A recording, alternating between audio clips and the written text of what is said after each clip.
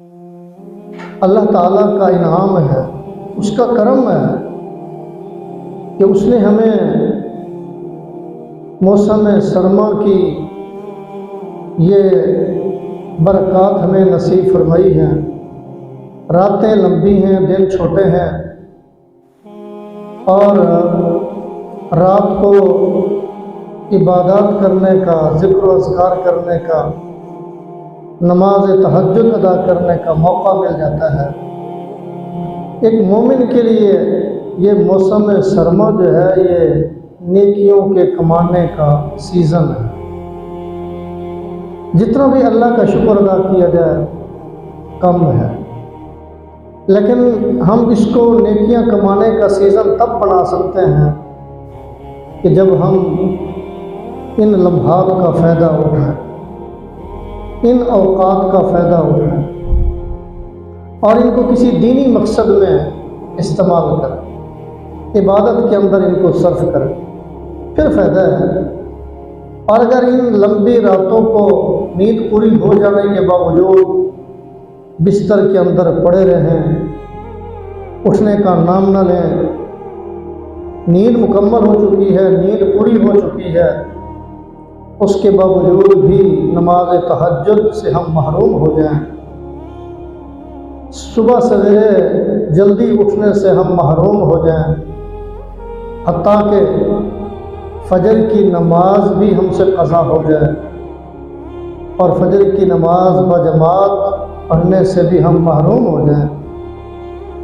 تو سنجیدگی کے ساتھ ہمیں سوچنا ضرور چاہیے کہ کتنی ہماری محرومی ہم محرومی کا شکار ہو رہے ہیں، کتنے قیمتی لمحات ہیں، قیمتی اوقات ہیں، ہم ان کو قیمتی بنا سکتے ہیں، لیکن سستی کی وجہ سے، غفلت کی وجہ سے، لاپرواہی کی وجہ سے ہم ان قیمتی اوقات کو بھی بے قیمت بنا رہے ہیں۔ اس پر سوچنا ضرور چاہیے اور اللہ سے مانگنا چاہیے۔ اللہ کی توفیق کے بغیر کچھ نہیں ہو سکتا۔ اللہ سے مانگیں، اللہ ضرور توفیق عطا فرماتا ہے۔ ماہ رجب المرجب کا جب چاند نظر آتا تھا تو اللہ کے نبی صلی اللہ علیہ وسلم ایک خاص دعا مانگا کرتے ہیں، اور وہ دعا حدیث کی کتابوں میں منقول ہوئی ہے۔ دعا کے الفاظ یہ ہیں کہ اللہم بارک لنا فی رجب و شعبان وبلغنا رمضان، کہ یا اللہ رجب کے مہینے میں ہمیں برکت عطا فرما، شعبان کے مہینے میں ہمیں برکت عطا فرما، اور رمضان المبارک تک صحت و عافیت کے ساتھ ہمیں پہنچا دے، اور رمضان کے روزے اس کی برکات ہمیں نصیب فرما دے، ہمارے نصیب میں لکھ دے کہ وہ برکتیں، وہ رحمتیں ہمیں اس سال بھی مل جائیں پچھلے سالوں کی طرح۔ یہ دعا آپ صلی اللہ علیہ وسلم مانگا کرتے تھے، حضرات صحابہ کرام رضوان اللہ تعالی علیہم اجمعین بھی اس دعا کو مانگا کرتے تھے۔ امت کو بھی اللہ کے نبی صلی اللہ علیہ وسلم نے اس دعا کے مانگنے کا حکم فرمایا ہے، اس لیے اس مہینے کے آغاز سے ہی اس دعا کو مانگنا چاہیے، اور یہ دعا مسنون ہے، مسنون دعاؤں میں شامل ہے۔ چلتے پھرتے، اٹھتے بیٹھتے، مہینے کے شروع میں بھی، درمیان میں بھی، جب موقع ملے تو یہ دعا پڑھتے رہنا چاہیے کہ یا اللہ اس مہینے میں بھی برکت عطا فرما، آنے والے مہینے میں بھی، اور رمضان المبارک تک صحت و عافیت کے ساتھ ہمیں پہنچا دے تاکہ رمضان کی برکات ہمیں نصیب ہو سکے۔ گویا کہ آپ صلی اللہ علیہ وسلم ماہ مبارک کا استقبال رجب المرجب کے مہینے سے شروع فرما دیتے تھے۔ جیسے ہم کوئی تقریب کرتے ہیں، ہم کوئی فنکشن کرتے ہیں، اس کی ڈیٹ مقرر کرتے ہیں اور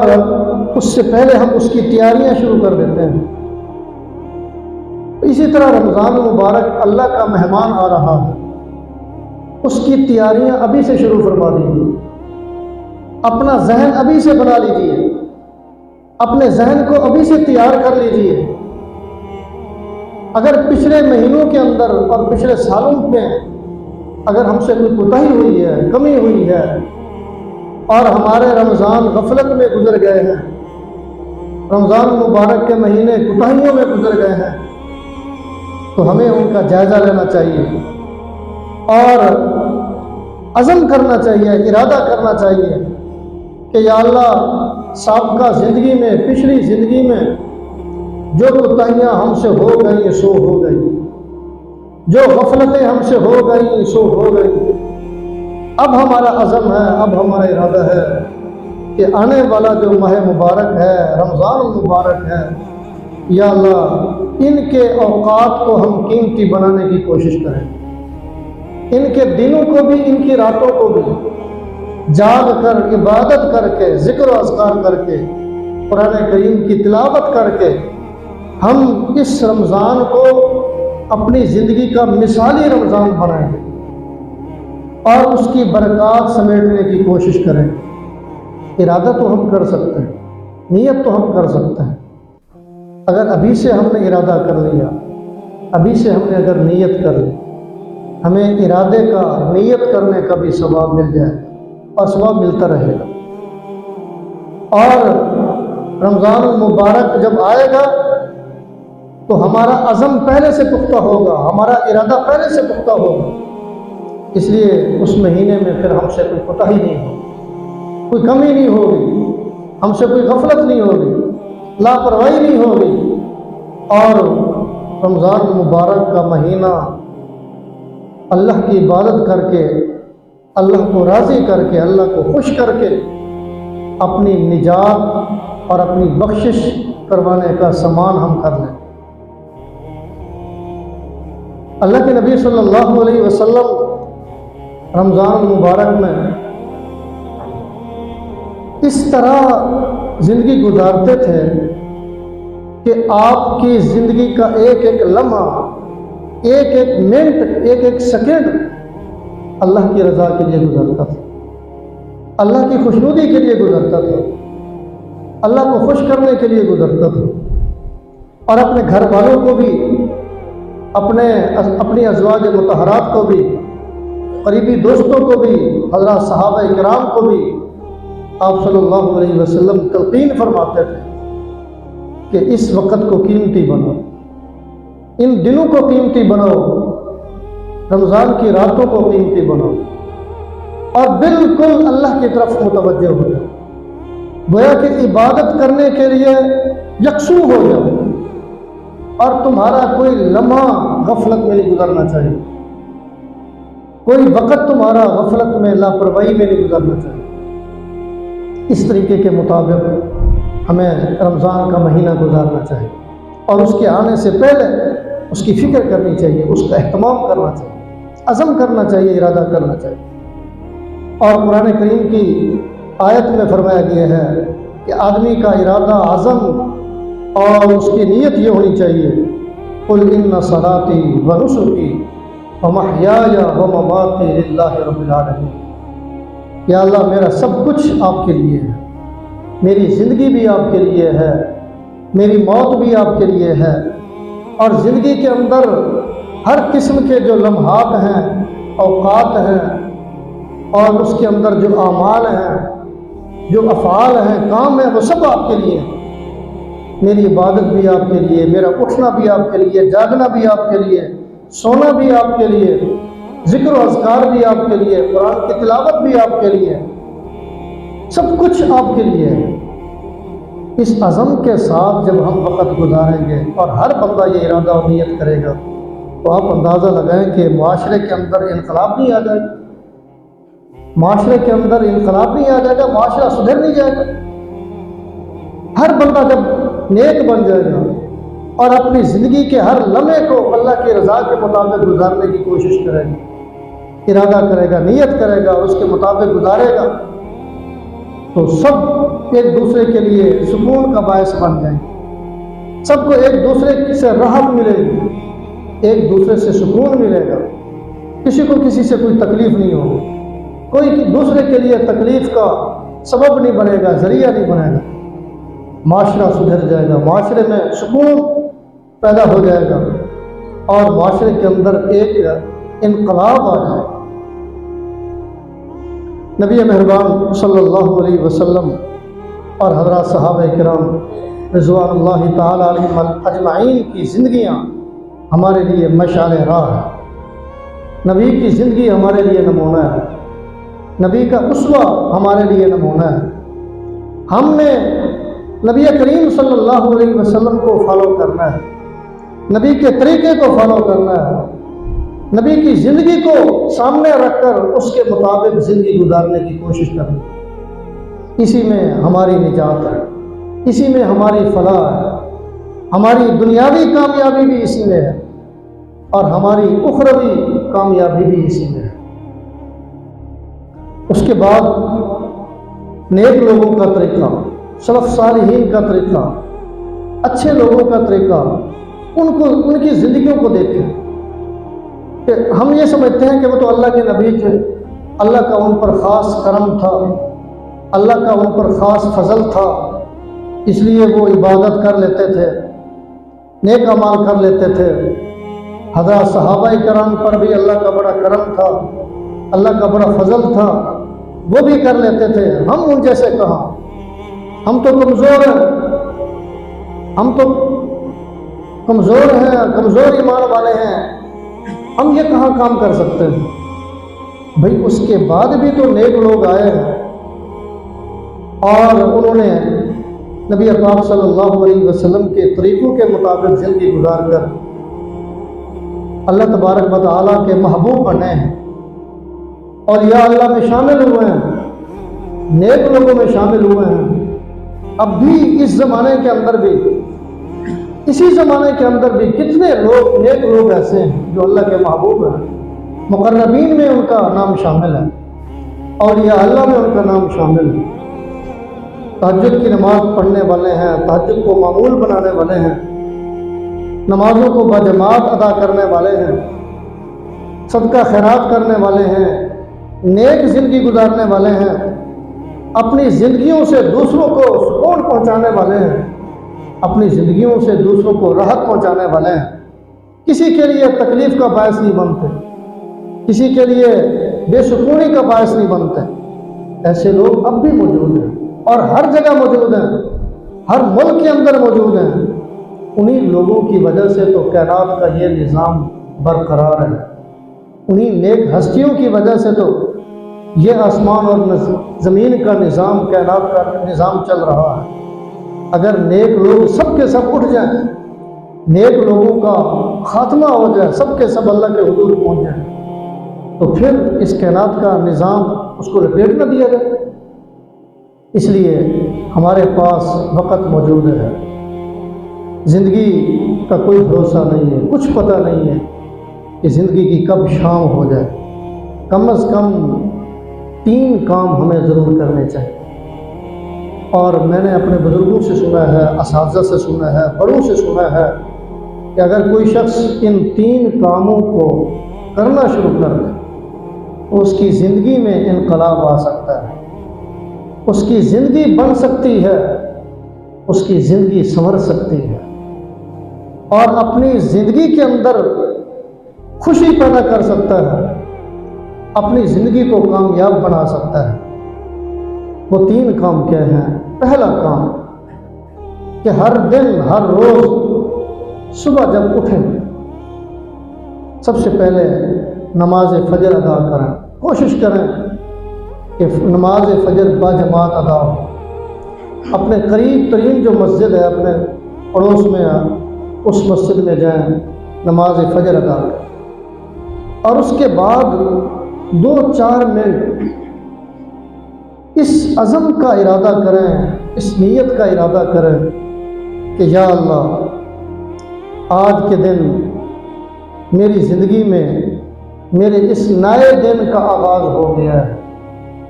سورج طلوع ہو گیا ہے، ہونے والا ہے، نیا دن چڑھ گیا ہے۔ یا اللہ، یا رب العالمین، میں ارادہ کرتا ہوں، میں نیت کرتا ہوں کہ آج کا میرا دن عبادت میں گزرے گا، نیک کاموں میں گزرے گا۔ آج کے دن میں کوئی گناہ نہیں کروں، آج کے دن میں کوئی خطا نہیں کروں، آج کے دن میں کوئی ایسا کام نہیں کروں گا یا اللہ جو تیری ناراضگی کا سبب ہو، آج کے دن میں ایسا کوئی کام نہیں کروں گا یا اللہ جو تیرے مجھ سے دوری کا سبب بن جائے، ایسا میں کوئی کام نہیں کروں۔ یہ ارادہ کریں، یہ نیت کریں، ہر دن جب دن کا آغاز ہو، صبح کا وقت ہو تو تھوڑی سی دیر مراقبہ کریں اور اللہ تبارک و تعالیٰ سے راز و نیاز کرتے ہوئے، اللہ سے سرگوشی کرتے ہوئے اللہ کے ساتھ عہد کریں، اللہ کے ساتھ وعدہ کریں کہ یا اللہ آج کا میرا دن جو ہے وہ کسی گناہ میں نہیں گزرنا چاہیے۔ میں ارادہ کرتا ہوں کہ میں ہر طرح کے گناہ سے بچوں گا اور آج کے دن میں کسی کو تکلیف نہیں دوں گا، میری ذات سے دوسروں کو راحت پہنچے گی، میری ذات سے دوسروں کو سکون ملے، یہ ارادہ کر لیں۔ اس کے بعد پھر رب تعالیٰ سے دعا کریں۔ انسان پہلے نمبر پر ارادہ کرتا ہے، عزم کرتا ہے، پھر اس کے بعد اللہ تبارک و تعالیٰ سے اپنے اس عزم پر چلنے کی توفیق اللہ سے مانگتا ہے، اللہ سے مدد مانگتا ہے کہ یا اللہ ارادہ تو میں نے کر لیا ہے، عزم میں نے کر لیا ہے، آج کے دن میں ہر کام یا اللہ آپ کی رضا کے لیے کروں، گھر میں جاؤں گا، آرام کروں گا، سوؤں گا، یا اللہ میرا سونا بھی آپ کے لیے ہوگا، میرا کھانا بھی آپ کے لیے ہوگا، گھر والوں سے بات چیت کرنا، گفتگو کرنا، یا اللہ وہ آپ کی رضا کے لیے ہوگا، میں اپنے آفس میں جاؤں گا، دفتر میں جاؤں گا، یا اللہ آپ کی رضا کے لیے جاؤں گا، اور دفتر میں بیٹھ کر کوئی بھی کام کروں گا، یا اللہ وہ آپ کی رضا کے لیے ہوگا، میرا آج کے دن کا ہر کام یا اللہ تیری رضا کے لیے ہوگا، تیری خوشنودی کے لیے ہوگا، یا اللہ اس پر مجھے عمل کی توفیق عطا فرما۔ خود ارادہ کریں، پھر اللہ تبارک و تعالیٰ سے توفیق مانگیں، اللہ سے مدد مانگیں، اللہ ضرور مدد عطا فرماتے ہیں، اللہ ضرور توفیق عطا فرماتے ہیں۔ انسان جب نیکی کا ارادہ کر لیتا ہے اور پھر اللہ سے مانگتا ہے، اللہ پھر اس نیکی کی اس کو ضرور توفیق بھی عطا فرماتا ہے۔ ایک کام تو ہم نے یہ کرنا ہے۔ دوسرا کام کہ رات کو جب آرام کرنے کے لیے بستر استراحت پر جائے، سارے کام کرنے کے بعد سب کاموں سے فارغ ہو کر جب بستر استراحت پر جائیں تو تھوڑی دیر کے لیے مراقبہ کریں اور اللہ تبارک و تعالیٰ سے راز و نیاز کریں،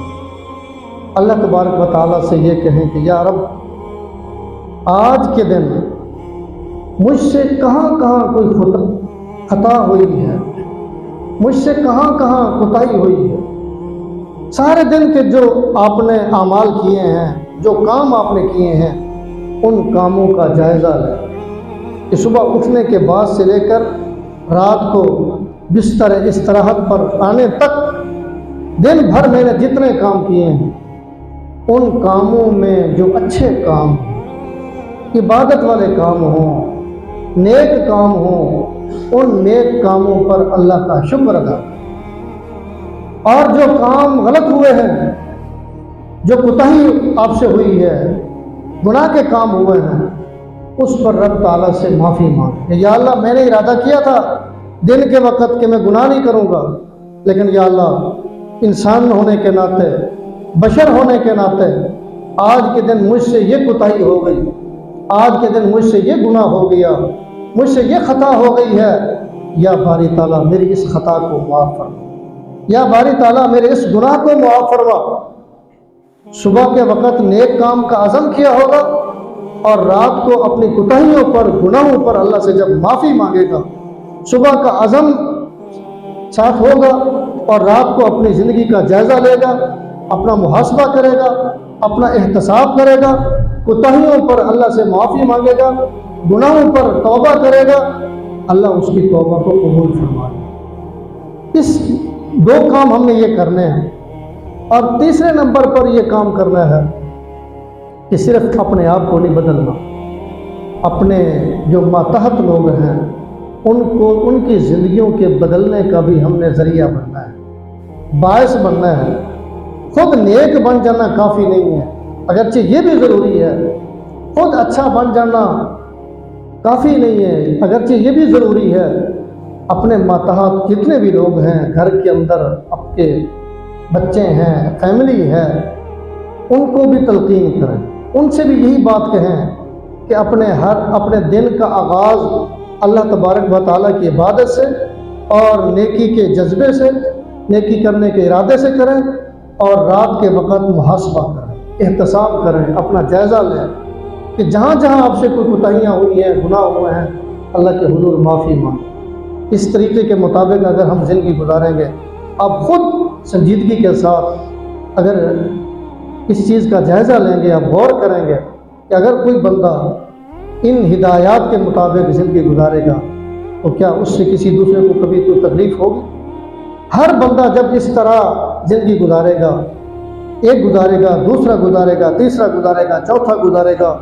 فیملی کے تمام افراد اس طرح زندگی گزاریں گے، فیملی کے اندر ایک دوسرے کو تکلیف نہیں ہوگی، باہر جب اس طرح لوگ زندگی گزاریں گے تو باہر بھی ایک دوسرے سے تکلیف نہیں ہوگی، ہمارا یہ معاشرہ سدھر نہیں جائے گا، ہمارے اس معاشرے کے اندر انقلاب نہیں آ جائے گا، یہ معاشرہ دوسروں کے لیے سکون کا باعث نہیں بن جائے گا۔ یہ ہے اللہ کے نبی صلی اللہ علیہ وسلم کی زندگی اور اللہ کے نبی صلی اللہ علیہ وسلم کی زندگی کے معمولات۔ جب تک ہم نبی صلی اللہ علیہ وسلم کی زندگی کو اپنی زندگیوں میں ڈھالنے کی کوشش نہیں کریں گے تب تک ہم کامیاب نہیں ہو سکیں گے۔ یہ دنیا کے اندر جتنی کوتاہیاں ہیں اور ہم سے جو لغزشیں ہو رہی ہیں اور ہم سے جو گناہ ہو رہے ہیں، خطا ہم سے ہو رہی ہے، اور ہم ایک دوسرے کے لیے جو بے سکونی کا باعث بنے ہوئے ہیں، اس کی وجہ یہ ہے کہ ہم نے نبی کریم صلی اللہ علیہ وسلم کی طرز زندگی کے مطابق اپنی زندگی گزارنے کی کوشش کی۔ ہم سب کو کوشش کرنی چاہیے، اللہ ہم سب کو عمل کی توفیق عطا فرمائے۔ وآخر دعوانا الحمد۔